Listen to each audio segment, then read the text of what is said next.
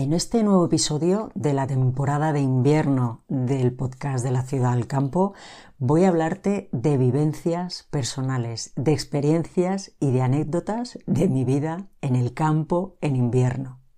Si piensas irte a vivir al campo, te aseguro que esto te interesa. Quédate un rato conmigo y te cuento.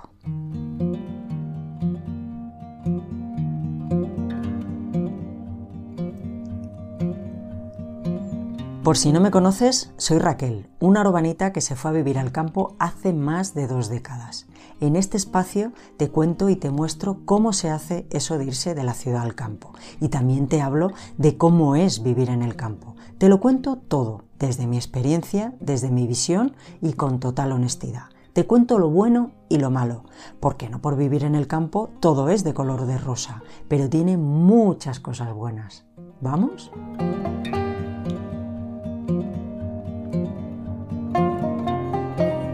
Bueno, pues como te digo, hoy voy a hablarte de experiencias personales, de vivencias, de anécdotas de la vida en el campo durante estos inviernos pasados, de experiencias personales mías propias, porque te puedo asegurar que el primer invierno que pasé en el campo fue totalmente atípico, fue como un gran tortazo nada más llegar. Mira, nosotros nos fuimos en verano del 2001, y ese invierno fue bestial. Pero fíjate que hasta el 1 de noviembre, el mismo 1 de noviembre, el Día de Todos los Santos, estábamos con un sol espléndido, en manga corta y alucinando del buen tiempo que hacía. Pero llegó el 13 de diciembre, era un sábado, ese día habíamos ido a pasar el día a Barcelona, a visitar amigos y todo eso, y ese mismo día cayó una nevada en el pueblo, en la zona donde vivíamos, en la zona de interior de Lleida y de Tarragona, que fue brutal. Pero brutal que imagínate que cuando volvimos por la autopista, bien, todo bien, cuando ya nos salimos de la autopista, por la salida que teníamos que salir, ya nos dijeron que no podíamos continuar si no teníamos cadenas.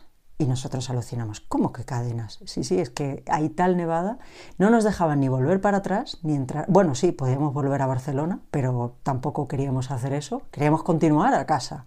Estábamos al lado, estábamos a 20 kilómetros. Y nos dijeron que no, que sin cadenas no se podía ir porque estaba la carretera intransitable, estaba todo colapsado, no habían llegado las quitanieves, un desastre. Total, que estuvimos buscando por el pueblo donde habíamos salido, que era Montblanc. Es un pueblo bastante grande, tiene bastantes tiendas, todas las cadenas agotadas, obviamente, porque como nosotros había muchísima más gente. Total, que tuvimos que ir dirección sur y tuvimos que ir a Reus, que está también a 20 kilómetros de Montblanc, y allí pudimos comprar unas cadenas y venga, otra vez para allá. Y pues la aventura de colocar unas cadenas, eran unas cadenas de aquellas de cadena de verdad, metálicas, no de esas que son de trapo, que son fáciles de poner, no, son cadenas, con un frío tremendo, poniendo las cadenas que obviamente no se pueden poner con guantes. Dicen que gato con guantes no caza ratones, pues persona con guantes no hay manera de poner las cadenas, de verdad te lo digo. Al menos nosotros no pudimos. Y al final pusimos las cadenas, tiramos carretera adelante muy despacio porque verdaderamente había muchísima nieve en la carretera. Habían pasado ya algunos vehículos y ya estaba la nieve prensada. Eso es bastante peligroso porque ya se convierte un poco en hielo.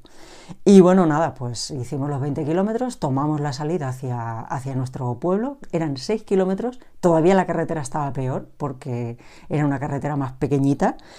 Y nada, estábamos a 1 kilómetro de casa y de repente íbamos circulando, íbamos hablando y yo estaba pensando que llevaba un tupper con sopa que me había dado mi madre y que me lo iba a comer a gustísimo y ¡bum! El coche se dio la vuelta. Patinamos, ¡bum! Y se dio. O sea, nos quedamos mirando, ¡pum! En sentido contrario. Cagaos de miedo, total. No pasó nada, no chocamos ni nada, simplemente el coche patinó y se dio la vuelta. Conseguimos otra vez dar la vuelta y para casa. Y llegamos cansados, alucinados, porque nunca habíamos vivido tanta nieve. Viniendo de Barcelona, que está en la costa, que las temperaturas son muy suaves, pues llegas a eso y dices, madre mía, ¿qué ha pasado, no? Pero es que ahí no acabó todo, porque luego, después de ese día, hubieron varios días de niebla. pero niebla espesa como ella sola, niebla que no veías la casa de enfrente y temperaturas bajísimas, bajísimas. O sea, toda la nieve se congeló. Al cabo de la semana, otra nevada súper fuerte y luego más días de niebla y de hielo. Hacía un frío intensísimo y súper húmedo. Muchísima oscuridad, porque había muchísima oscuridad, porque la niebla, no sé si la has vivido alguna vez, yo es las condiciones climáticas, la condición climática que más detesto, la niebla, porque realmente parece que no veas, porque es tan borroso todo que no ves. Y bueno, fueron unos días muy duros. De hecho, fue de los inviernos más duros que se registraron en esa zona. Se llegó como a 17 bajo cero. Murieron un montón de olivos porque se congelaron. De almendros también. Fue un año de cosecha desastrosa. Y bueno, pues como te digo, fue bastante duro para nosotros. Ahí nos dimos cuenta que evidentemente pues la casa donde estábamos, que era una casa de alquiler, que ya habíamos pactado con el dueño, que era una casa de pueblo, pero bueno, tenía sus cosas, pero vimos que obviamente no estaba para nada acondicionada para el frío. De hecho, nosotros tampoco, no estábamos acostumbrados a ese frío tan intenso, a ese hielo, a esa niebla, a esa humedad tan bestia y tan fría. Teníamos algunas estufas eléctricas y hasta una de butano, pero la verdad es que no daba para calentar. Y eso que la casa era bastante pequeña, pero no daba para calentar porque hacía un frío intensísimo. Se colaba el aire por las rendijas de las ventanas, porque bueno, eran ventanas antiguas, no cerraban bien, los vidrios eran muy finos, en fin, se colaba el frío por todos lados, se nos colaba dentro y era imposible sacarlo. Teníamos una chimenea, pero nos dimos cuenta que tampoco funcionaba bien, porque no tiraba lo suficiente el fuego. Bueno, y era toda una odisea, porque obviamente no habíamos ido a por leña ni nada. Nosotros, ¿qué va? Eso de la nieve, si tampoco estamos tan lejos del mar, aquí no va a nevar, pues toma, por pardillos.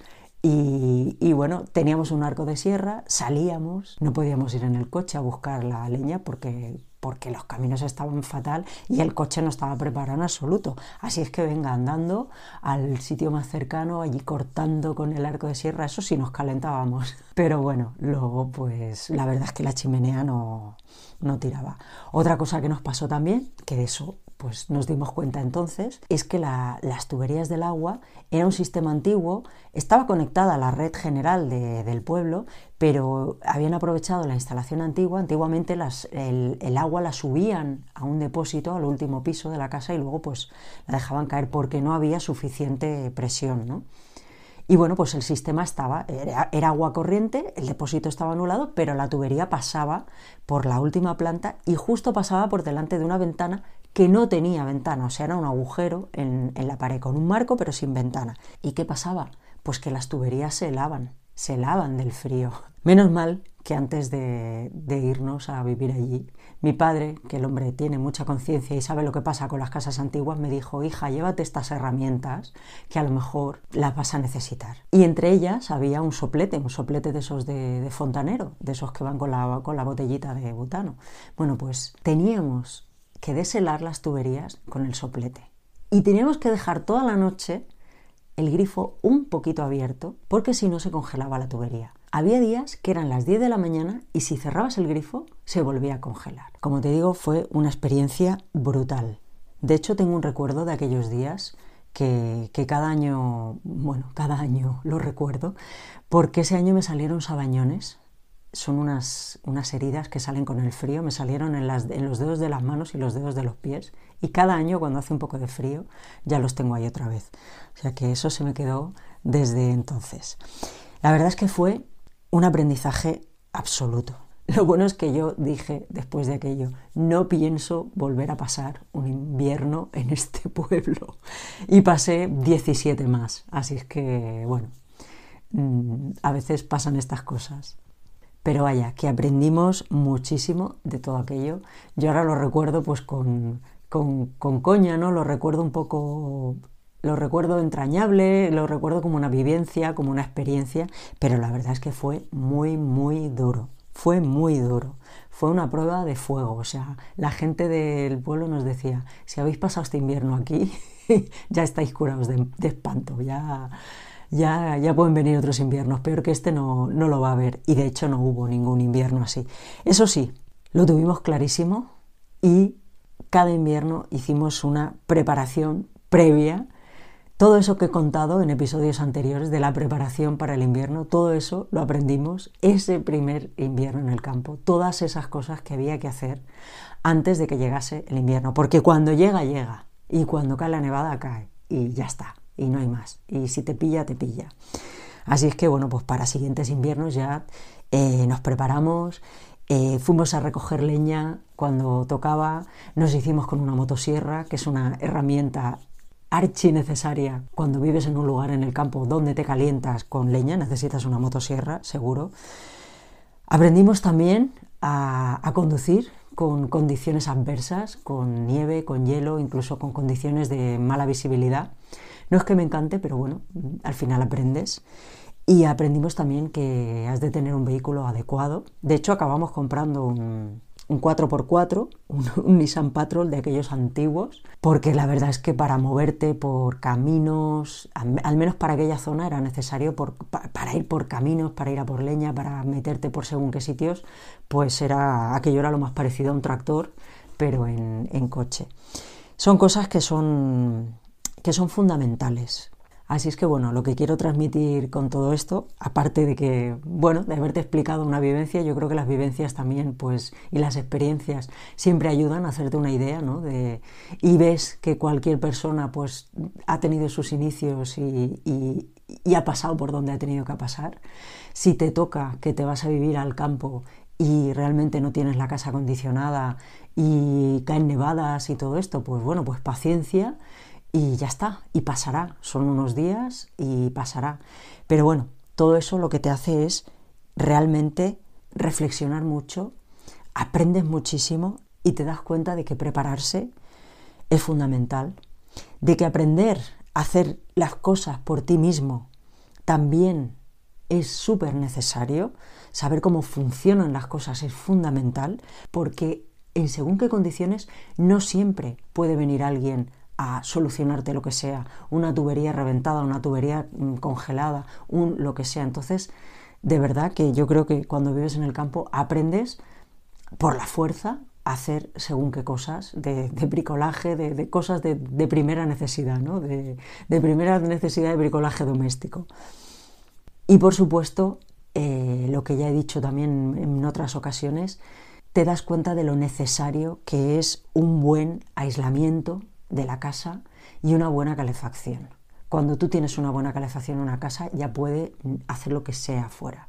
Que si estás caliente no pasa nada. Sales y te puedes mover y no pasa nada. Pero si se te mete el frío dentro durante días y días y días, de verdad que es algo bastante desagradable. Incluso puedes llegar a enfermar.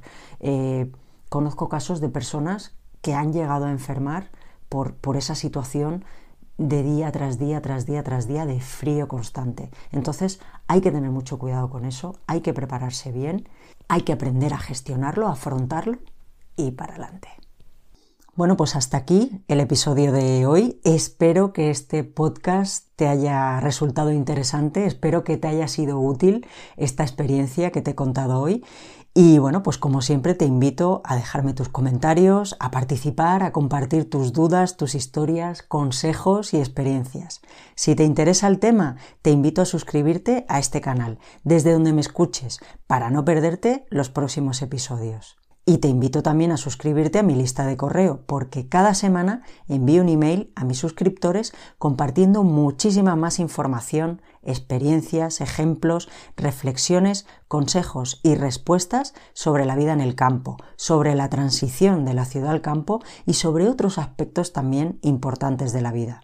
Pero solo lo comparto allí. Así es que si te interesa, suscríbete. Entra en delaciudadalcampo.com/me suscribo. Es gratis, así es que no pierdes nada. Nos vemos en los próximos episodios. Hasta entonces, disfruta de la vida. Chao, chao.